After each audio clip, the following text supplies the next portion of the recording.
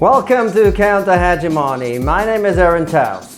The growing conflict between the United States and China will define the coming decades. The new bloc confrontation has increased the danger of a world war and is currently fueling an international arms race. China's rise as a global hegemon would bring 500 years of Western domination to an end. American decline goes hand in hand with the de-westernization of the world. It is highly doubtful that this will occur peacefully. And here is why. US supremacy in the capitalist West is the historical outcome of the Second World War.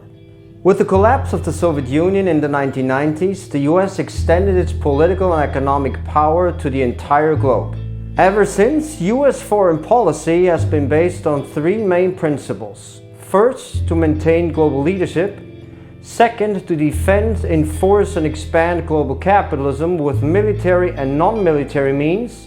And third, to prevent the emergence of a regional rival in Eurasia, the world's largest and geopolitically most relevant continental area. Since the 1980s, China has climbed to the first place in this category.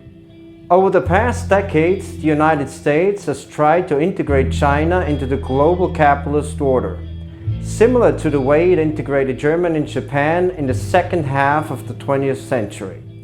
Yet contrary to China, both countries were militarily defeated at the time of their integration. In addition, the US managed to subordinate Germany and Japan at the absolute height of its power. A scenario in which China will accept the subordinate position within a US-dominated world order is rather unlikely.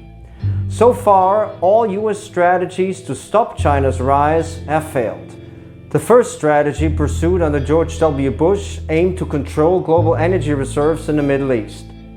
The US invasion of Iraq in 2003 was in part directed against China and its high dependence on imported fossil fuels at the time.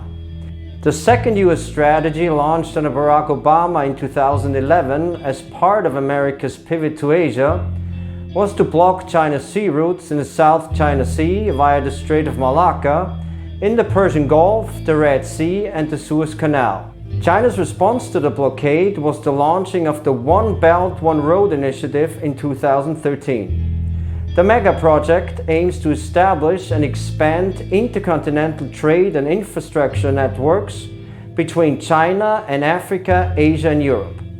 Today, a larger part of China's foreign trade logistics takes place over the Eurasian landmass. The US economic war against China, propelled by the Trump and Biden administrations, was a reaction to the failure of the sea domination strategy. US trade restrictions have primarily aimed at cutting off exports of key microchips and semiconductor tools to China. If the economic strategy to stop China does not produce the desired outcome, the military option will increasingly move to the fore. It is against this backdrop that we should interpret the US military buildup in the Asia-Pacific in recent years. The US has also deepened the links between its regional allies Japan, South Korea, Australia and New Zealand, and NATO. In June 2022, for the first time, the leaders of the four countries participated in a NATO summit. Yet the US military buildup directed against China is not limited to the Asia-Pacific. It is unfolding all across Eurasia. As a consequence of the Ukraine war, the West, including South Korea and Japan, is more united than ever. NATO is more powerful and the EU more subservient to the interests of the United States than ever. At the same time, the Ukraine war has strengthened the alliance between Russia and China and weakened the standing of the US in the non-Western world.